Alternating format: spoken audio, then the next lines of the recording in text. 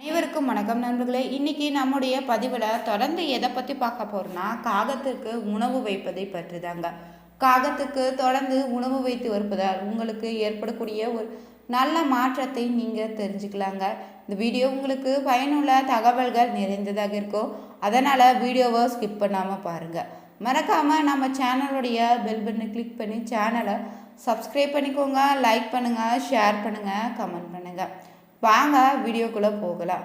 நாம் எல்லோரும் பார்த்திங்கன்னா வீடுகளிலுமே காகத்திற்குன்னு சாப்பாடு வைக்கக்கூடிய பழக்கம் இருக்குதுங்க. ஒவ்வொரு வீடுகளில் ஒவ்வொரு மாதிரி காக்கைக்கு சாப்பாடு வைப்பீங்க.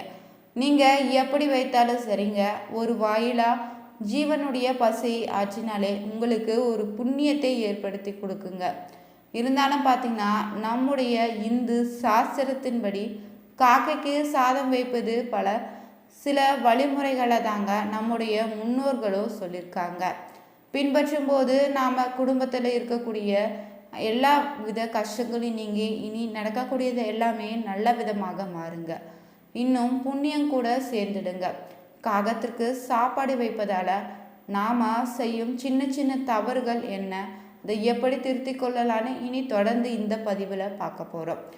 கணக்கு பார்க்காதீங்க, தினம் தினம் காகத்திற்கு சாப்பாடு வையுங்க. எந்த நேரத்தில் எப்படி வைத்தாலுமே அது தவறு கிடையாதுங்க. காலையில் நீங்கள் சாப்பிடுவதற்கு முன்பாக காகத்துக்கு சாப்பாடு வைப்பது ரொம்ப நல்லதுங்க. அது நல்ல பலனையும் ஏற்படுத்துங்க. சாதத்தில் எச்சில் படுவதற்கு முன்பாக தாங்க உங்கள் வீட்டில் சமைத்த சாப்பாடை காகத்திற்கு நீங்கள் வைக்கணும். தினமுமே வைக்க முடியாதவங்க இருந்தாலும் கூட மாதந்தோறும் வரக்கூடிய அமாவாசை திதின்னு, பௌர்ணமி திதின்னு, அஷ்டமி திதின்னு, நீங்கள் பிறந்த கிழமையில் இருக்கக்கூடிய நாட்களில் கூட நீங்கள் காகத்திற்கு சாப்பாடு வைப்பது உங்களுக்கு பார்த்திங்கன்னா நற்பலன்களை தேடி கொடுக்குங்க. காகம் எச்சில் இலையில் இருந்து எடுத்து சாப்பிடும். அசைவ எச்சிலை சாப்பிடாதுங்க. இப்படி எல்லாவற்றையும் காகம் தனக்கே தேடி போய் சாப்பிடுங்க.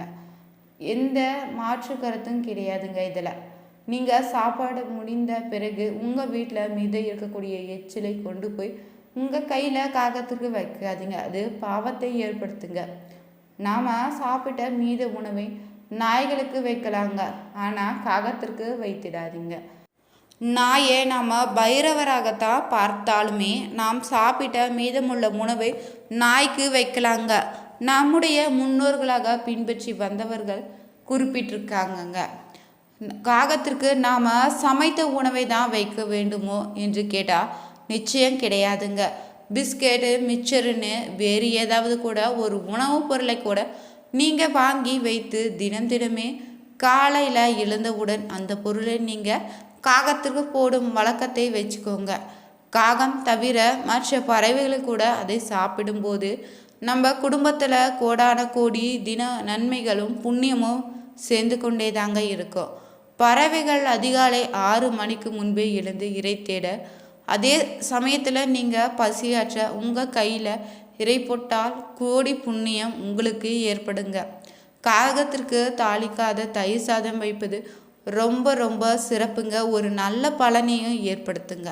தயிர் சாதத்தில் கொஞ்சம் நீங்கள் எள் சேர்ந்து அமாவாசை தினத்தில் வைத்திங்கன்னா நம்முடைய பித்ருக்களுடைய ஆசீர்வாதமும் நமக்கு கிடைக்குங்க.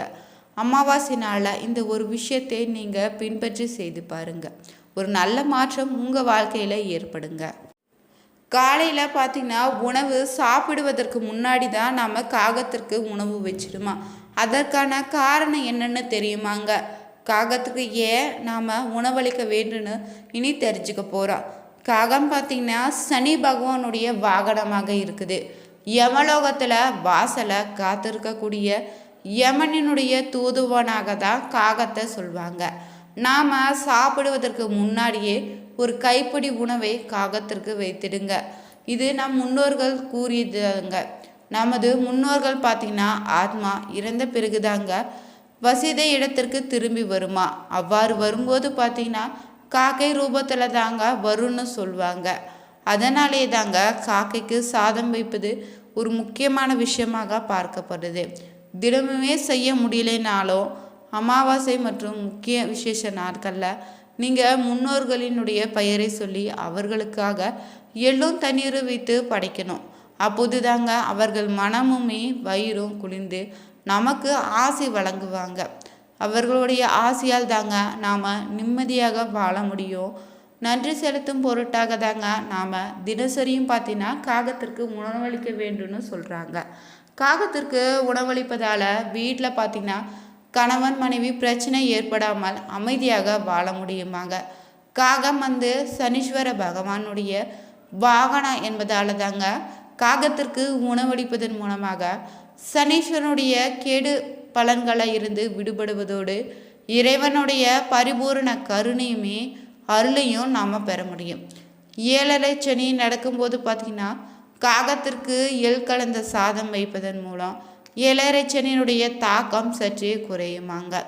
காகத்திற்கு உணவளிக்கும் போது நீங்கள் வீட்டை சுற்றி இருக்கும் பூச்சி புழுக்களை ஏதேனும் இறந்து கிடந்துச்சுன்னா அவற்றை அப்புறப்படுத்திடுங்க. இதனால் நோய் தொற்றுகள் எதுவும் ஏற்படாமல் பாதுகாக்குது. காகத்திற்கு நீங்கள் உணவளிக்கும் போது தனது கூட்டத்தையே அழைத்து உணவை பகிர்ந்து கொள்ளதான் உண்ணும். இதை நாம் பார்க்கும்போதே பார்த்திங்கன்னா நாமும் காகத்தை போல ஒற்றுமையாக வாழ வேண்டும் என்ற எண்ணம் கூட ஏற்படுங்க. காகத்திற்கு பார்த்திங்கன்னா பிஸ்கெட்டுன்னு திராட்சை இனிப்பு பிஸ்கெட்னு கூட வைக்கலாங்க.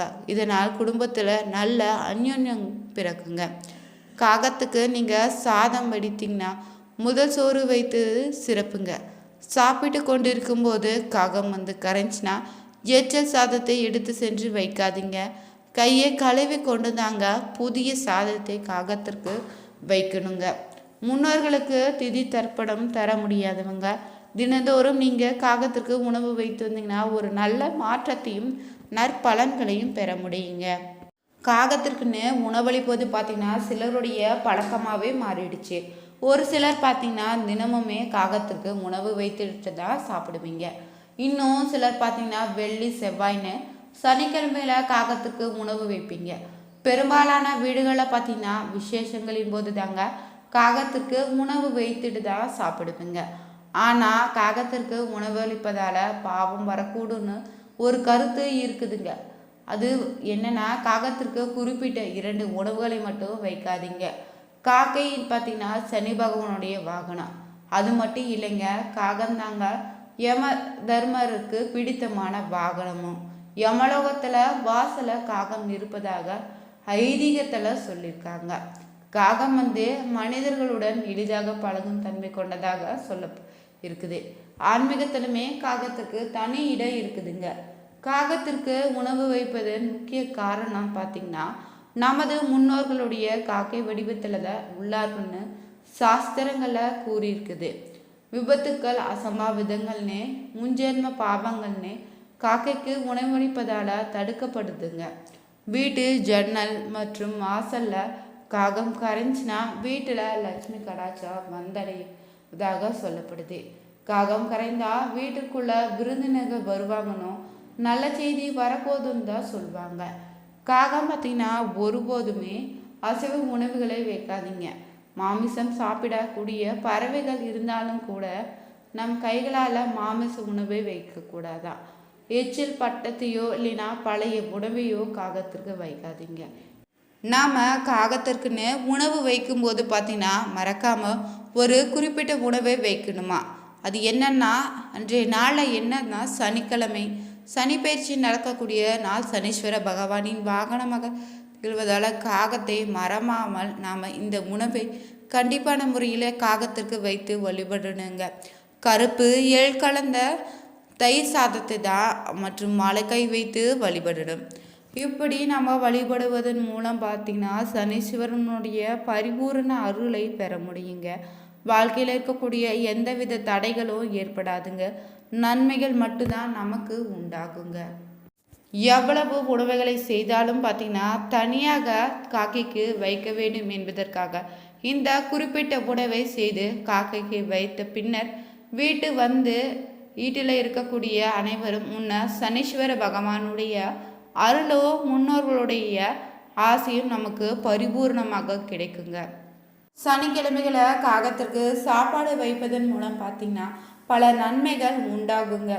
சனியினால் அதாவது 7.5 சனி நடக்கும்போது கலந்த சாதம் வைப்பதன் மூலம் சனியுடைய தாக்கத்தை நாம் ஓரளவு குறைத்திட முடியும். இந்த பதிவு உங்களுக்கு மிகவும் பயனுள்ளதாக இருக்கும்னு நம்புகிறேன். அதனால் நம்ம சேனலை மறக்காமல் சப்ஸ்கிரைப் பண்ணிக்கோங்க. லைக் பண்ணுங்கள், ஷேர் பண்ணுங்கள், கமெண்ட் பண்ணுங்கள். Thank you viewers.